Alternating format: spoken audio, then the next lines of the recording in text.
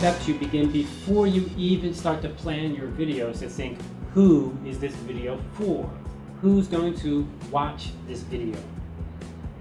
I know it's easy to think I'll shoot some video and show it to my friends, or I'll shoot some video, show it to my family, and they're going to love it. But think for a minute. When you've watched video from your friends, when you've watched video from your family, how many times you've felt kind of like, I don't know, really bored? It was no fun? You wanted to leave as soon as possible, get out of the room? Well, the way to solve that problem is to think, who is this for? What's the goal of this video? Who is your audience? Who is your competition? That is, what are other people making for that audience? So if I think my audience is going to be female students between the age of 18 and 21 because they're coming to the school, I'm going to make a video to help them learn how to be a good student. So this is just for them. Well, go watch other videos for them and see things that are done in those videos that you can maybe adopt or borrow. That's the competition. What does the audience want? It's easy to say, I'm going to make a video to teach new students how to do some tasks inside the school, but is that what they want? Do they want to know that? So you need to think, what is it they want that will draw them in and make them interested? You need to also think about, when will somebody be watching this?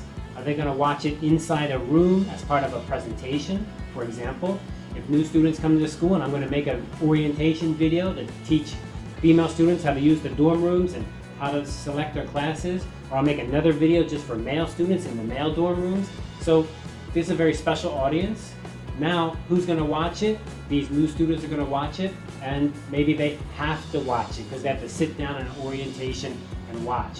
Well, if they have to watch it, my video can be a little bit different than if they don't have to watch it. But even if they have to watch it inside of an auditorium, inside of a room, still they can fall asleep, as my students often do, or they can just get distracted, they can play on their phone. Today people are so easy to be distracted. So you need to think, where are they going to watch this? And then how can I keep that interesting? So for example, if it's in an auditorium during a presentation, maybe your video can be a little bit interactive.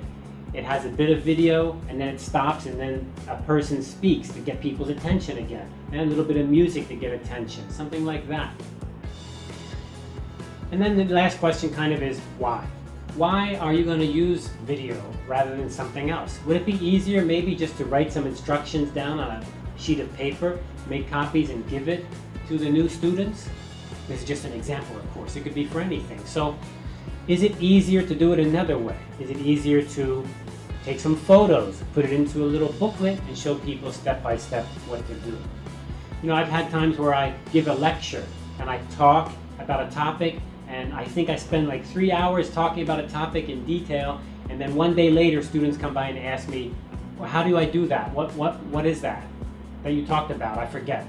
Because they weren't paying attention. I'm not sure lecture was the best way. I probably would have been better to make an instruction booklet, maybe 2 or 3 pages, or maybe an instruction video would have kept their interest and they can watch it when they need it. So let me give you another example of how to think about this. Go to the internet and go to a site like iTunes, Apple, or just inside Google or inside YouTube or Youku. Go ahead and look for new movie trailers. Those are the 1 minute or 2 minute, sometimes 3 minute trailers. They show you a new movie that's coming out. And go ahead and just pick one, but don't think about it. Just randomly pick one, and then pick another one and another one. And as you watch the trailers, think about this. Are you interested to watch this movie? Are you interested to go see this movie? I would imagine that not every trailer catches your interest. Some you think, hey, I would like to see that, and some you say, I'm not interested, and some you say, I hate that, I don't want to watch it. So that's a great example of teaching you that kind of interest. Those trailers are made for a special group, a market segment, what we call marketing, a group of people. You may be in that group or you may not be in that group. So when you see a trailer and you like it, you're in that target market audience. When you see a trailer and you don't like it, that's not for you. Think about the different things that are done inside the trailer that make you attracted or not attracted. And the goal is not to say the trailer should be changed to make you attracted. No. The point is that that trailer maybe is not for you. That movie is not for you. That movie is for a different group of people. Okay, well, let's take a walk to our hardware table. Now, what hardware are we going to look at today? Because hardware is so much fun, right? Well, let me search through my hardware here, see what I got to show you. What I have is something interesting that you should all know about, and here it is. It's a watch. That's my little watch. Yeah, why is a watch an important piece of hardware? Well, let me explain why a watch is important. What I'm talking about is time. In video production, the biggest mistake I see students make is they don't realize how much time it's going to take. Many times, students come to my office and they want to borrow some video equipment, which is great. You know, I'm really happy. So we go up to the lab and say, here's a video camera for you. Here you go. And I ask them, what are you going to do? And they say, we're going to record a visiting guest. He's giving a lecture and our professor wants to record the lecture. And I say, great, go for it. When is that? And they go, oh, in about 10 minutes. I'm like, whoa, 10 minutes? There is no way you're going to be ready in 10 minutes. So let me talk just a minute about this time issue. Even the best, most experienced movie makers, video producers, they understand they need to begin planning way early. And when I say way early, I'm talking about, months, if not years ahead of time. Now in your case, you're not such a big production, right? But you do need to plan ahead at least days. You need to think about which day are you going to shoot your video, where are you going to go? Are you going to more than one location? Even if you're going to be inside a studio like I am here, you still need to plan ahead to make sure everything is going to be set up and ready. You need to get other people together usually at the same place and the same time, and that can be hard just by itself. But the main reason you need time is because, in English as we say, things happen. Bad stuff always happens. Maybe you get everything ready, you get to the site and you realize you're missing batteries. Or maybe your batteries are okay, but then they're dead in 10 minutes. Or maybe you forgot a lens or a camera, or maybe someone forgot the tripod, or maybe someone is late and can't show up on time. Maybe the audio is not working. In fact, that's one. It always happens. We'll talk a lot about that.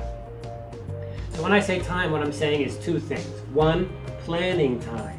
You need to use your watch and your calendar to plan ahead. Tomorrow, next week, what will we do? For example, my idea of students coming to borrow equipment, they should come a week beforehand and say, we have a visitor in 7 days. Can I borrow the camera 4 days ahead of time and set it up and practice once with another student to make sure it's all working? That's the way it should be done. So planning ahead. The second thing about time is you need a lot of time for just shooting the video. It's easy to think, oh, well, the lecturer is coming at 10 a.m. I'll just set up the camera at 9:50 and we'll be okay. I guarantee something will go wrong. I guarantee something will go wrong. And that's a simple production. Somebody's coming and you're just gonna video record them. What about a more complicated production where you have multiple people or a script or some material to present? I guarantee things will go wrong. So planning is one thing. And the second thing is for everything you do, especially shooting the video, recording the video, editing the video, all of these things are going to take way longer than you think. It would not be unusual to say you need to prepare a day, 1 day for basically every single piece or every single shot that you're going to go out and shoot. We'll talk more about that later in detail, but I think you get my idea.